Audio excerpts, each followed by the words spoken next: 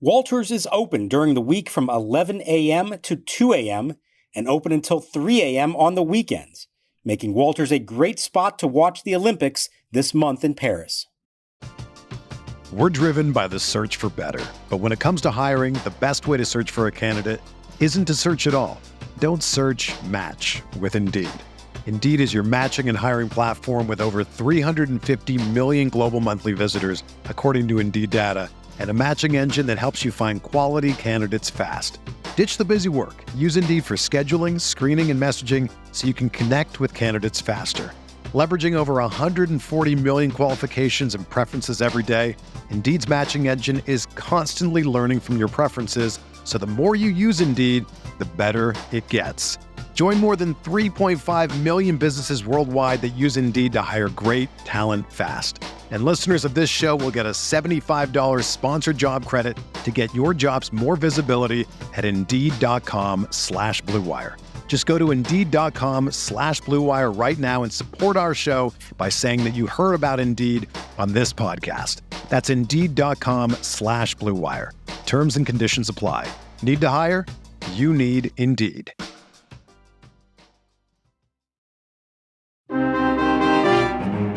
Irvin sets.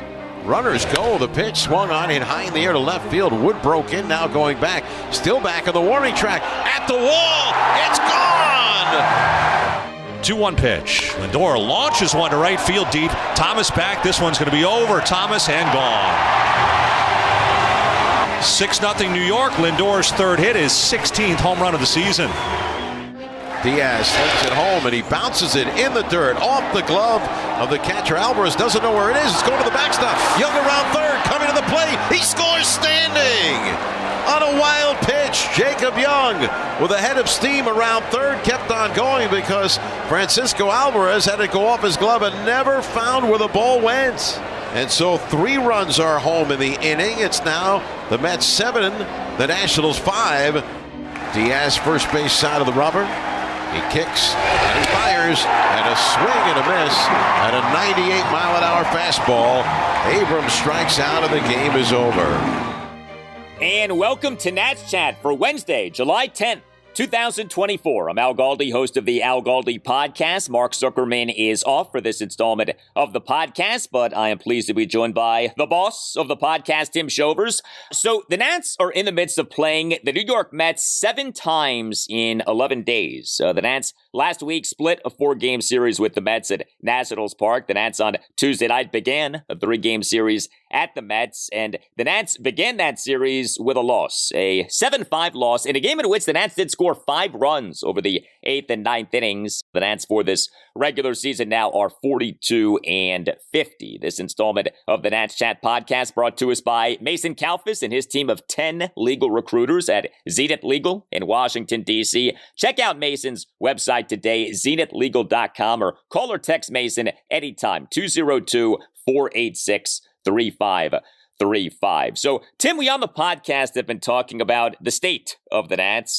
It is a worn-down state. The Nats are in the midst of this brutal stretch of 17 consecutive days with no scheduled off day until the All-Star break. The team is looking like a worn-down team. That's not an excuse, but I think that is the reality. I give the Nats credit. They, on Tuesday night, did battle the 5 runs over the final 2 innings, but this ultimately was another loss, a 3rd consecutive loss for the Nats. This loss felt like a 2022 defeat, where they get down early, bad starting pitching performance, game feels over, late innings start, all of a sudden the offense wakes up, too little, too late, and they end the game with the tying run on deck. Like, we saw that the entire year that year, which was one of the most boring years of baseball I've ever followed, and this fit in line with that, unfortunately, this evening. There were parallels for sure. I think it's always tricky when the Nats do their Nats thing of scoring late in a game to make a score more respectable. Do you give them credit for battling, or do you say you scored in garbage time? How much does that really mean? And where the heck was that over the first, say, 6 or 7 innings of the game? So you can kind of frame it however you want. I was glad to see the Nats do as they did, and they did do something significant. I thought they prompted the Mets to bring in their closer into this game, and that could prove significant as this series goes on. But I tell you, I had to laugh because here we have the Jake Irvin situation. So Jake Irvin should be on the 2024 National League All-Star team. That is the fact, okay? He should be on that team. He's not on that team. And by the way, he on Tuesday afternoon was denied again. MLB on Tuesday afternoon named a replacement for Los Angeles Dodgers starting pitcher Tyler Glasnow on the NL All-Star team, as Glasnow is dealing with a back ailment. But MLB, as Glasnow's replacement, named Cincinnati Reds starting pitcher Hunter Green, and not Jake Irvin, even though Irvin's stats for this season blow away Green's. Like, it's not even close. I'm not going to do the breakdown right now, but just like you could look it up for yourself. It's not even close.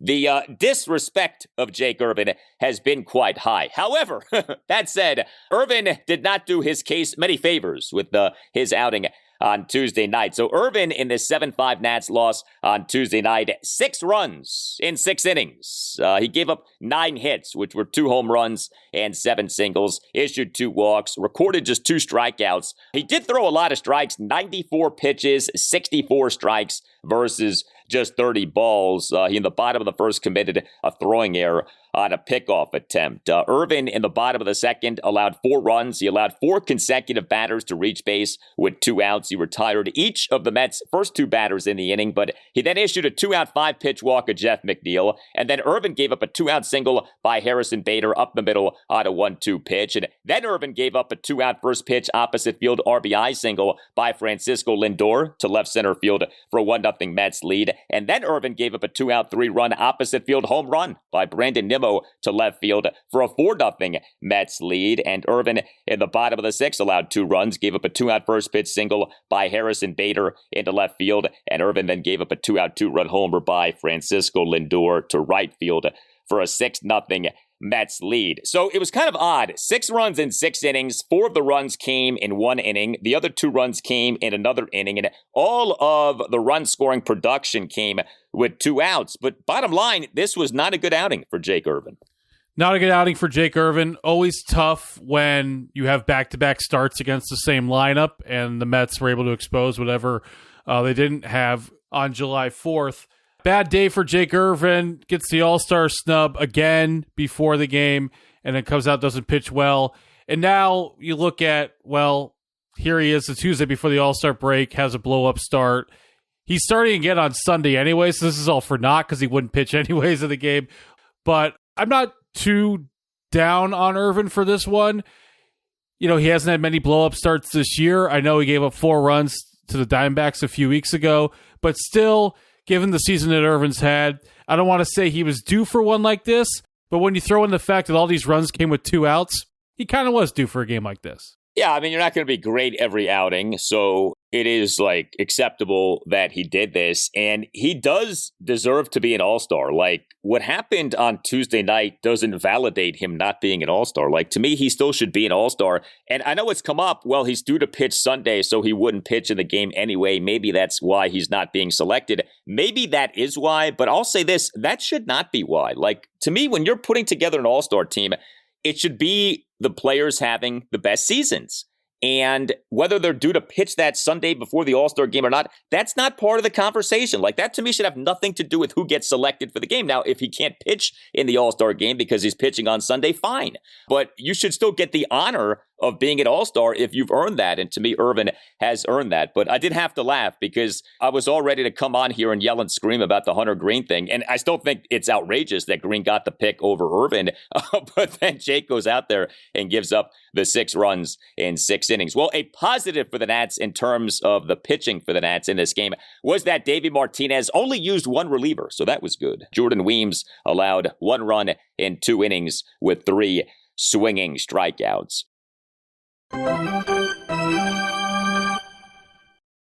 Hey, are you a law firm partner or an associate stuck on an underperforming franchise? Do what Nationals legend Max Scherzer did. Demand a trade. There might be greener pastures and a lot more money at another law firm for you and your team at another law firm, not to mention better management and better services to offer your clients. The law firm lateral partner market is still red hot, and Nats Chat sponsor Mason Kalfas is the best legal recruiter in Washington, D.C., or anywhere. and Mason wants to help you find a new and better home.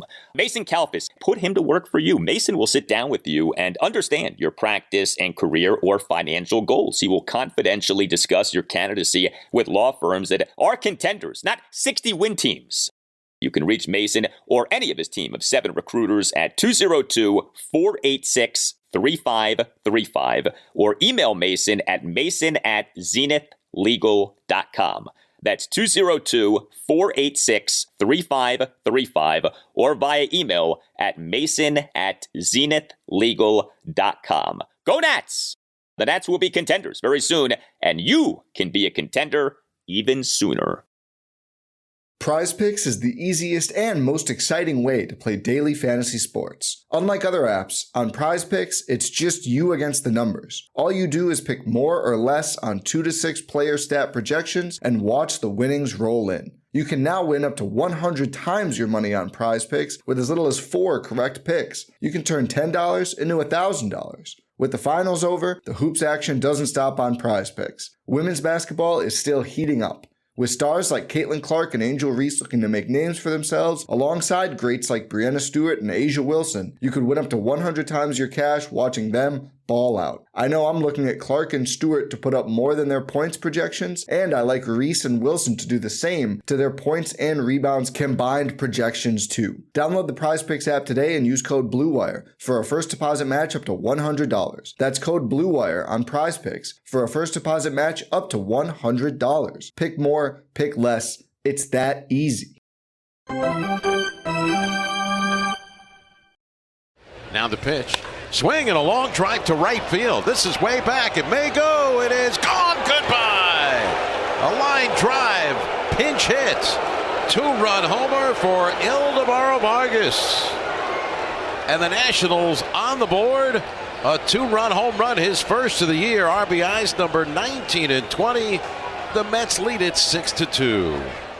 As for the Nats offense in this 7-5 loss at the Mets on Tuesday night, so the offense was really bad over the first 7 innings, and then it was really good over the final 2 innings. The Nats over the first 7 innings, no runs, 1 hit, 1 walk.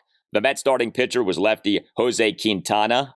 This is Quintana's age 35 season. He's not having a particularly good season, but he on Tuesday night tossed 7 scoreless innings. But the Nats over the final 2 innings, 5 runs, 5 hits, and a walk. The Nats got to the Mets bullpen, which is not good. We saw that in the 4-game series last week. The Nats on Tuesday night scored 2 runs in the top of the 8th and 3 runs in the top of the 9th. Ildemaro Vargas, he and the Nats a 2-run 8th, a pinch 2-run homer to right field to cut the Nats deficit to 6-2. And Keibert Ruiz, who has been better lately, he is the Nats starting catcher and number 6 batter, went 1 for 4 with a 2-run homer. Keibert in the Nats 3-run 9th, a full count 2-run homer on a bomb to the second deck in right field to cut the Nats deficit to 7-4. The homer going a projected 418 feet per Statcast, and the homer coming off former Nats reliever Reed Garrett. So you have the 2 home runs. The Nats in each of the final 2 innings got a leadoff double. Luis Garcia Jr., he and the Nats 2-run 8th, a leadoff opposite field double to the left center field gap. He in this game, by the way, starting against a lefty pitcher in Quintana. I was happy to see that. Garcia as the Nats starting second baseman and number 7 batter, 2 for 4 with a double and a single. And Juan Yepez, who to me is doing a nice job as the Nats regular first baseman. He on Tuesday night as the Nats number 5 batter, 1 for 4 with a double. Yepez in that 3-run 9th, a leadoff double to left field off Reed Garrett. So like I said earlier, you can kind of frame this however you want, but the offense did come alive over those final 2 innings. Glad to see the surge from Luis Garcia Jr. continue. Seems like he's getting multiple hits every single game, but Quintana was too much for them. Would like to see a little more production out of Trey Lipscomb here these first few days after basically getting the job somewhat full-time at third base. Glad to see Wood get a hit at 1 for 4, but making Diaz come into the game, that was a bit of a consolation prize. So I do want to give credit to the offense for that. I think that could be big as this series goes on. Now, Diaz has not had a great season, but he is the Mets closer. He is the team's ace reliever.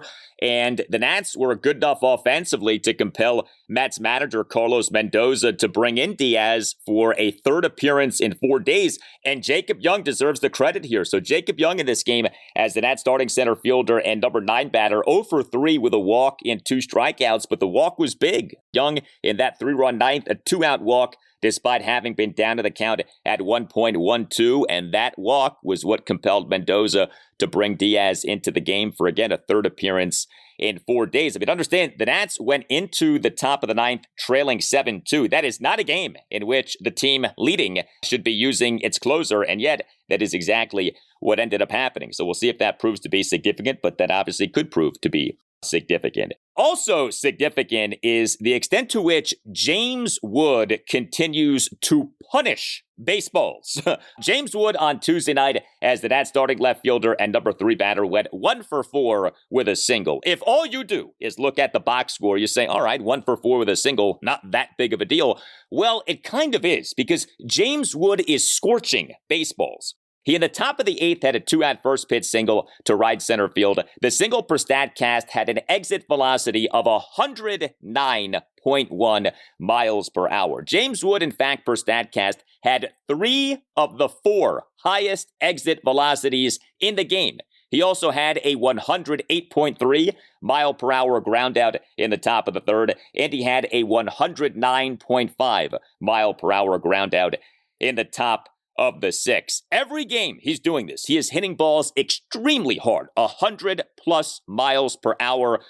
Plate appearance in, plate appearance out, it seems. He has been a treat to watch, and the 1 for 4 in a lot of ways should have been a 2 for 4 or 3 for 4. He's not just getting good results for the most part, but the process is so encouraging. He is squaring up these baseballs. Yes, he is.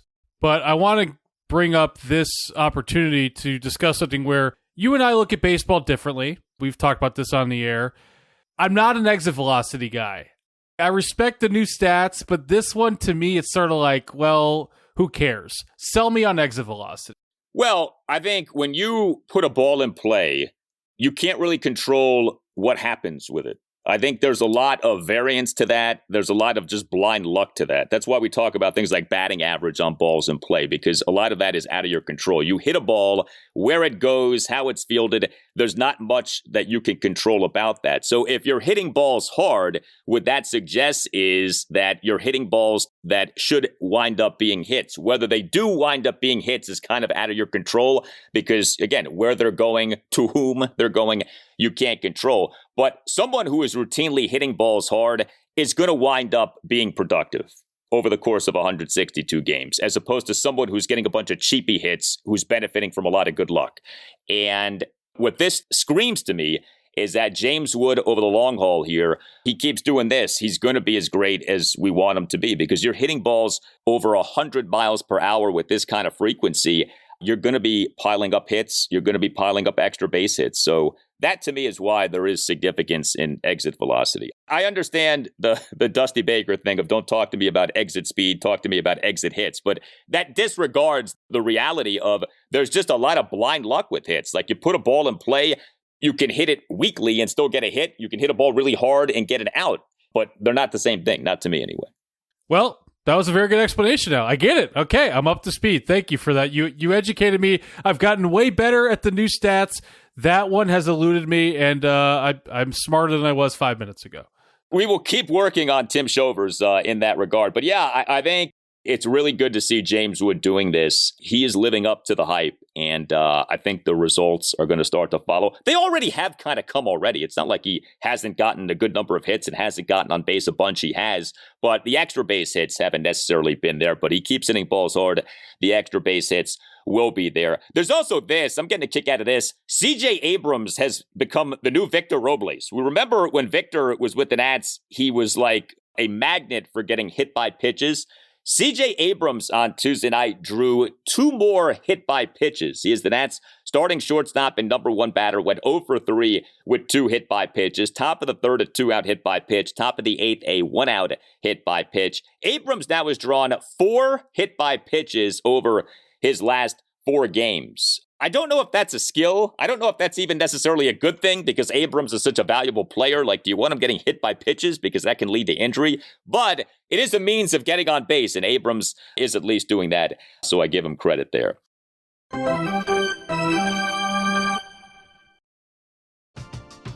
We're driven by the search for better. But when it comes to hiring, the best way to search for a candidate isn't to search at all. Don't search, match with Indeed. Indeed is your matching and hiring platform with over 350 million global monthly visitors, according to Indeed data, and a matching engine that helps you find quality candidates fast. Ditch the busy work. Use Indeed for scheduling, screening, and messaging so you can connect with candidates faster. Leveraging over 140 million qualifications and preferences every day, Indeed's matching engine is constantly learning from your preferences, so the more you use Indeed, the better it gets. Join more than 3.5 million businesses worldwide that use Indeed to hire great talent fast. And listeners of this show will get a $75 sponsored job credit to get your jobs more visibility at Indeed.com/Blue Wire. Just go to Indeed.com/Blue Wire right now and support our show by saying that you heard about Indeed on this podcast. That's Indeed.com/Blue Wire. Terms and conditions apply. Need to hire? You need Indeed.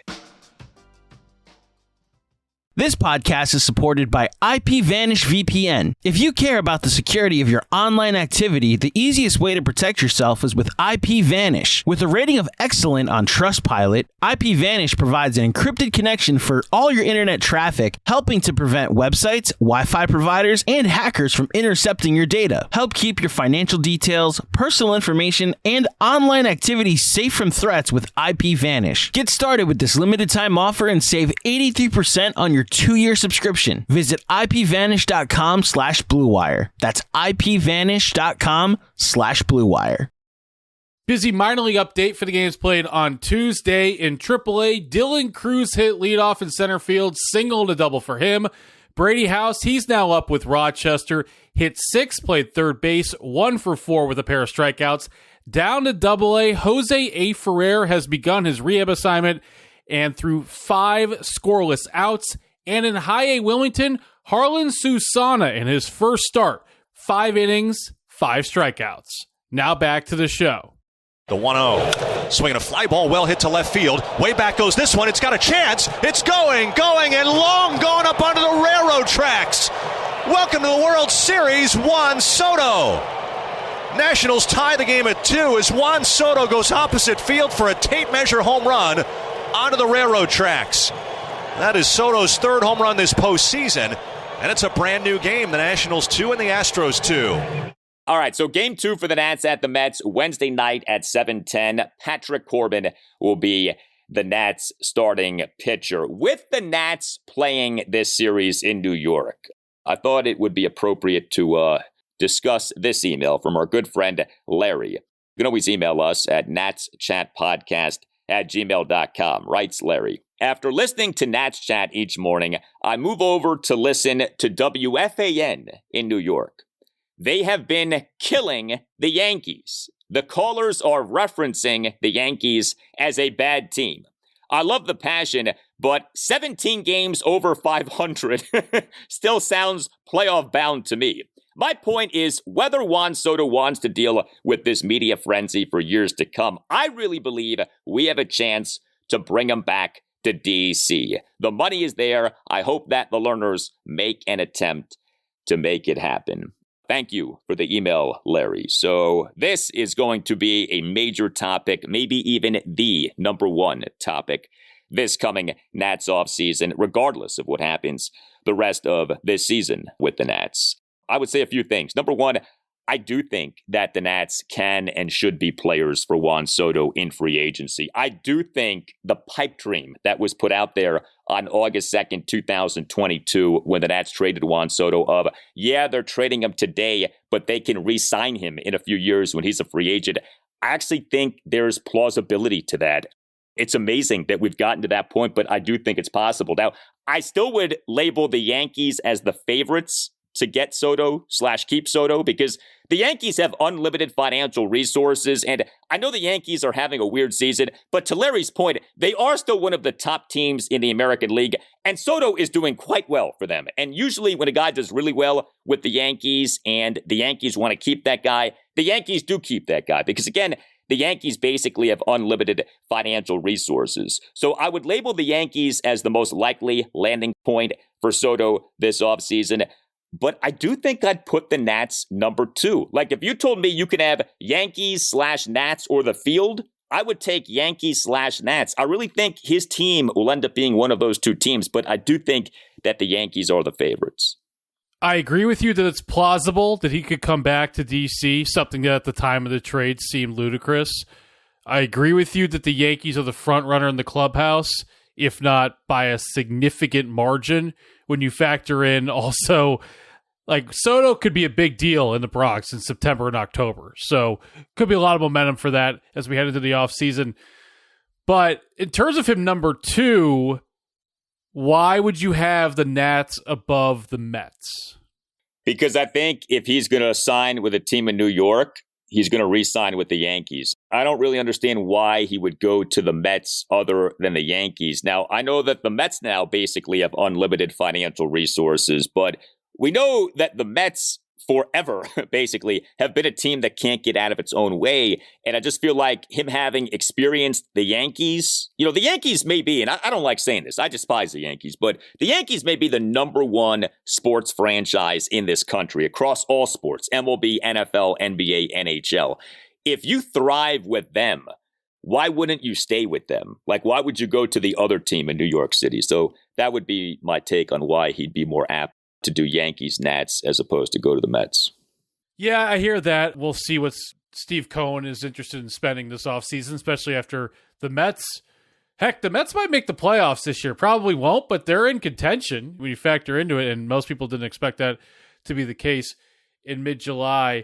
But I just love that this is a legitimate conversation because, yeah, we talked about 2 summers ago that theoretically this could happen, but it just made no sense. But when you look at it now and you step back and say, oh, wait, the Nats have some young pitchers, like actual young pitchers with a lot of team control left. Maybe they would spend the money on a bat like a Juan Soto.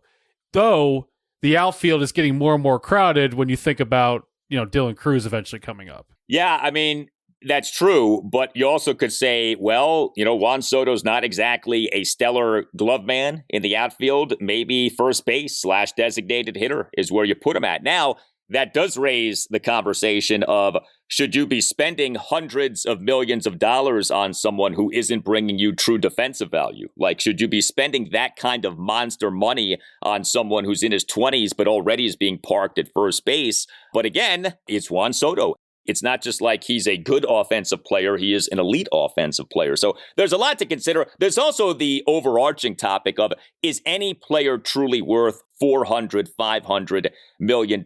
Like, we see this in MLB all of the time. The mega money contracts don't work out. Teams sign these contracts and then like 5 minutes later, one out of these contracts. And, baseball is not the NBA. Like, one guy can only impact a team so much. You also have to wonder, well, are the learners going to be willing to spend the kind of money that presumably it's going to take to sign Juan Soto?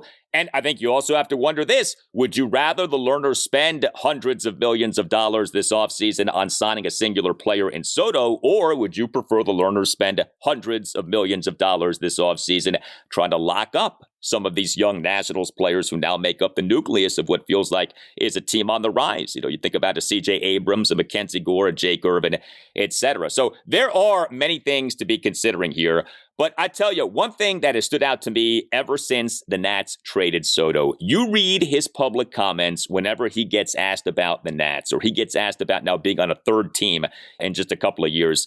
He always speaks of the Nats with like this fondness, with this regret almost of leaving the team, of like, I never wanted it to be this way. He's talked about how it'll never be like it was in 2019 again. He talks about the Nats the way that someone talks about an ex-girlfriend or boyfriend who the person misses big time. Like, that to me is the sense I always get when Soto talks about the Nats. So I do feel like he has a place in his heart for the Nats. I think there's a part of Soto that never wanted to leave the Nats. And I think if the Nats step up financially, they potentially can get Soto this offseason. I don't think it's as far-fetched as it might have seemed, say, a year ago. A few things, Al. One, I think Soto will get a contract that starts with a 3 and not a 4. That's just my prediction on that. You talk about him as a DH or a first baseman, if that's worth it. Basically ask yourself, are the Phillies getting their money's worth from Bryce Harper? Because that's what Bryce Harper is now at first base and DH. He's no longer an outfielder. And lastly, this brings up a whole other conversation. But you talk about the Nats might have other things that they have to take care of in the offseason, business-wise, and many would point to locking up C.J. Abrams long-term. I would say even remove the Keibert Ruiz contract and how it hasn't really panned out. If you look at the offseason last year, with the exception of a few high-profile guys, the market went down last year. It went in reverse, the free agent market. That's wrapped up in the whole RSN television contract situation. Don't want to get in the weeds there, but my point is that free agency right now isn't trending upwards, and I don't think that they have to take care of Abrams in the offseason, but I know that opens a whole other can of worms. Yeah, there's a lot here to consider, and the wild card is what are the Nats allowed to do financially? Like, what kind of a budget is Mike Rizzo going to be given this offseason? But it's fun to talk about this, and the Nats, I know lately haven't been at their best, but the fact that they are coming off like a team on the rise this season makes for a nice presentation to Juan Soto. In other words, if you're going to make the pitch to him this offseason to come back here, you're not saying, hey, Juan, come back to a team that's about to lose 100 games. No, you're saying, hey, Juan, come back to a team that's on the rise, and that is on the doorstep of being in contention once again. You tell us what you think. Hit us up on X at Nats_chat. You can email the podcast. We always love hearing from you at natschatpodcast@gmail.com. This installment of the Nats Chat Podcast brought to us by Mason Kalfas and his team of 10 legal recruiters at Zenith Legal in Washington, D.C. Check out Mason's website today, zenithlegal.com, or call or text Mason anytime, 202-486-3535. You can check out our website. We invite you to do that, natschatpodcast.com, in which you can purchase a Nats Chat Podcast t-shirt. All Nationals radio highlights on Nats Chat are courtesy of 106.7 The Fan. For Tim Shovers, I'm Al Galdi. We thank you for listening, and we'll talk to you next time on the Nats Chat Podcast. This is not an intentional walk here. They're going to pitch to Soto with first base open, at least start to pitch to him. Eflin sets and deals. Swinging a high drive, right field. Castellanos back. Forget about it. It is gone into the second deck. Number 14 for Soto makes it 4-0. And with first base open, they pitch to Soto and they pay the price.